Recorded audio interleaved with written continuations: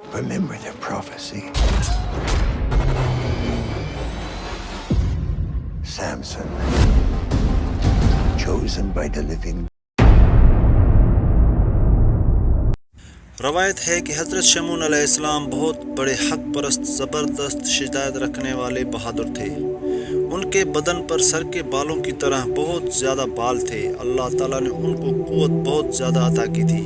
دریائے روم کے کنارے پر ایک شہر اموزیہ واقع تھا جس کے بادشاہ کا نام فوتا تھا۔ وہ بہت بڑا کافر تھا۔ اس نے ایک مکان عالیشان دریا کے کنارے تیار کروایا۔ اس مکان کے بڑے بڑے ستون تھے اور وہ اس میں اپنا جشن منایا کرتا تھا۔ حضرت شمعون علیہ السلام 4 مہینے ہر سال اس بادشاہ سے جا کر لڑائی کرتے تھے اور اس کافر بادشاہ کا 6000 لشکر تھا۔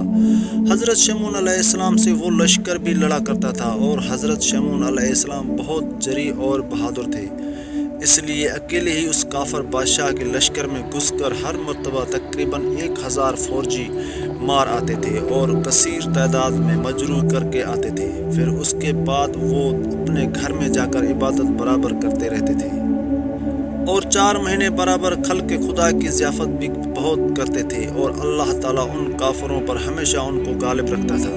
اسی وجہ سے تمام کافر ان سے عاجز رہتے تھے۔ ایک روایت سے یہ معلوم ہوتا ہے کہ حضرت شمعون علیہ السلام کی بیوی بڑی نیک بخت اور پارساں تھی۔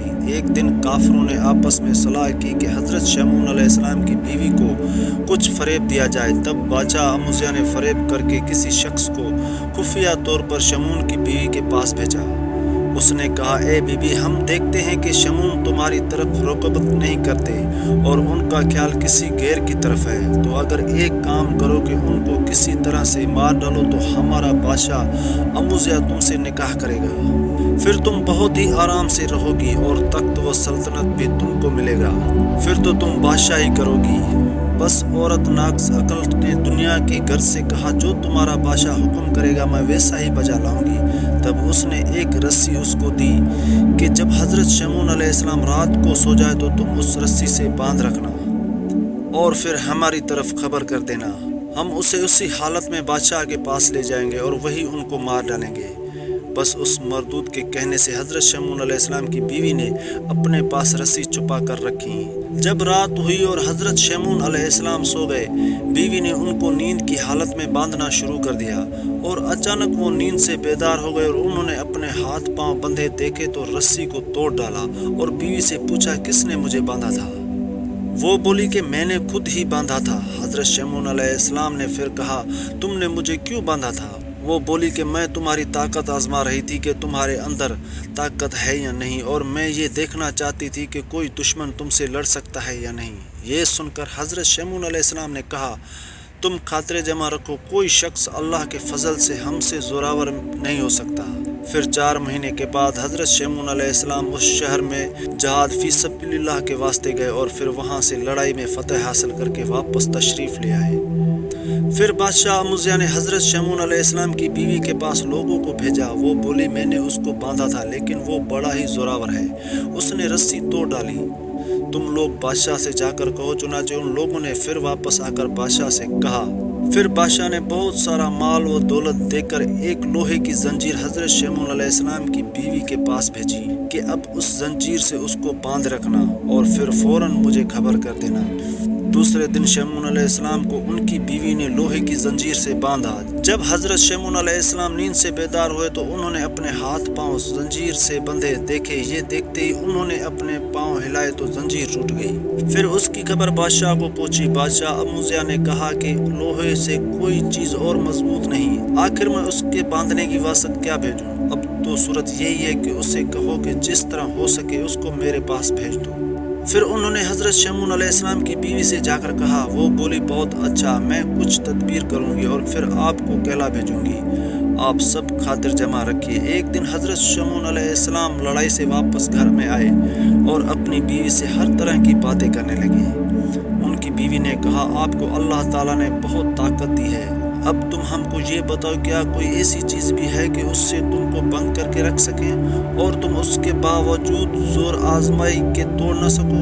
یہ سن کر حضرت شمعون علیہ السلام نے کہا، تم کو اس سے کیا مطلب ہے اور یہ چیز تم کیوں پوچھ رہی ہو؟ وہ بولی میں اس لیے پوچھتی ہوں کہ تم سے کوئی اور زوراور ہے یا نہیں۔ یہ سن کر حضرت شمعون علیہ السلام نے کہا کہ مجھ کو ایک چیز سے باندھا جا سکتا ہے، یعنی میرے سر کے بالوں سے، ان کو میں توڑ نہیں سکتا۔ یہ سن کر ان کی بیوی نے ایک شب نیند کی حالت میں ان کے سر اور بدن کے بال تراش کر رسی بٹ کر ہاتھ پاؤں ان کے مضبوط باندھے۔ انہوں نے نیند سے اٹھ کر اپنی بیوی سے پوچھا، ارے مجھے کس نے اس طرح سے باندھا ہے؟ ان کی بیوی بولی کہ میں نے باندھا ہے، اور میں تمہاری قوت آزماتی ہوں کہ دشمن بھی آپ کو باندھ کر نہیں رکھ سکتا، لیکن اللہ کی مرضی کو میں نہیں کہہ سکتی ہوں۔ حضرت شمعون علیہ السلام نے اپنی بیوی سے کہا، آؤ میرے بندھے ہاتھ کھولو۔ وہ بولی کہ کئی دفعہ میں نے آپ کو باندھا، آپ نے خود کو قوت بازو سے کھولا، تو اس دفعہ مجھے کیوں بلاتے ہو؟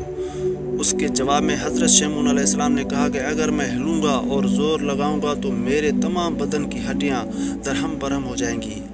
بس ان کی بیوی نے جب معلوم کیا کہ بال کے بند توڑنے کی ان میں طاقت نہ رہی، پھر بادشاہ اموزیہ کو خبر دی۔ یہ سنتے ہی اس معلوم نے 1000 مرد جنگی شتر سوار بھیجے۔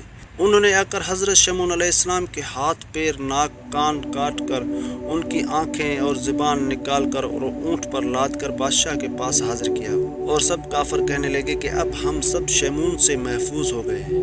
جب ان کے ہاتھ پاؤں کٹے ہوئے اور زبان کٹی ہوئی اور آنکھیں نکلی ہوئی اور صرف ان کا دھڑ باقی تھا بادشاہ کے سامنے لے جا رکھا، تو کوئی شخص ان کافروں میں سے کہنے لگا، میرے باپ کو اس نے مار ڈالا ہے، اور کسی نے کہا میرے بھائی کو اس نے مار ڈالا ہے، اور پھر ایک شخص نے کہا کہ ابھی اس کے دھڑ میں معمولی سی رمق باقی ہے۔ اس کے بعد سب کے سب کہنے لگے کہ اس کو کسی شدید عذاب میں ڈال کر بالکل مار ڈالو۔ سب کافروں نے مشورہ کیا کہ اس کو دریا کے کنارے لے جا کر بالا خانے پر سے دریا میں گرا دو۔ چنانچہ انہوں نے ایسا ہی کیا۔ حضرت شمعون علیہ السلام کا دھڑ دریا میں گرایا گیا تو اس وقت حضرت جبرائیل علیہ السلام اللہ کے حکم سے آئے اور حضرت شمعون علیہ السلام کا دھڑ جو ابھی ہوا پر ہی تھا اٹھا لیا، اور جو کچھ اعضاء ان کے دھڑ سے علیحدہ کر دیے گئے تھے وہ سب اعضاء خدا کی قدرت کاملہ سے اپنی اپنی جگہ آ کر نصب ہوئے۔ اس کے بعد جب وہ کٹے ہوئے اعضاء حضرت شمعون علیہ السلام کے ٹھیک ہو گئے تو پھر حضرت جبرائیل علیہ السلام نے حضرت شمعون علیہ السلام سے کہا، شمعون، اللہ نے تم کو بہت طاقت اور قوت دی ہے، اللہ کا نام لے کر کھڑے ہو جاؤ، اور پھر اس معلوم بادشاہ اموزیہ کے مکان کا ستون پکڑ کر تمام حصار اور مکانوں کی بنیادوں کو کھود کر اس دریا میں ڈال دو۔ یہ سنتے ہی حضرت شمعون علیہ السلام نے اللہ تعالیٰ کو یاد کر کے حصار اور مکانوں کی بنیادوں کو اور تمام مکان شہر کے کھود کر اور ساتھ ہی تمام کو کفار کو اٹھا کر دریا میں ڈال دیا، اور اس طرح ان کے شہر کا نام و نشان باقی نہ رہا۔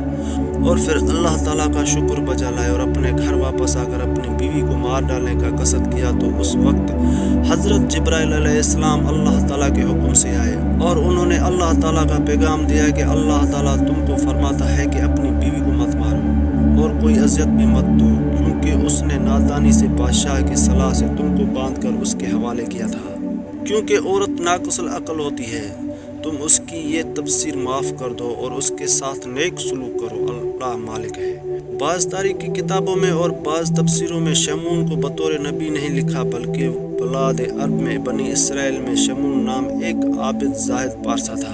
اولاً اللہ تعالیٰ نے اس کو بہت زیادہ زور دیا تھا اس کی نیک کاری اور نیک نیتی کے سبب، اور ثانیہ 1000 کی عمر اس کو بخشی، اور وہ 1000 مہینے تک روزے رکھتے تھے اور شب روز عبادت کرتے تھے اور کافروں سے جہاد کرتے تھے اور ہر وقت نیک کام کرتے تھے جو ثواب کا باعث ہوتے تھے۔ ایک دن ان کی بیوی نے کافروں کی صلاح سے کافروں کے ہاتھوں سے ان کو مروا ڈالا، جس کا ذکر تفسیر مرادیہ میں لکھا ہے، میں اس سے اکتفار کرتی ہوں۔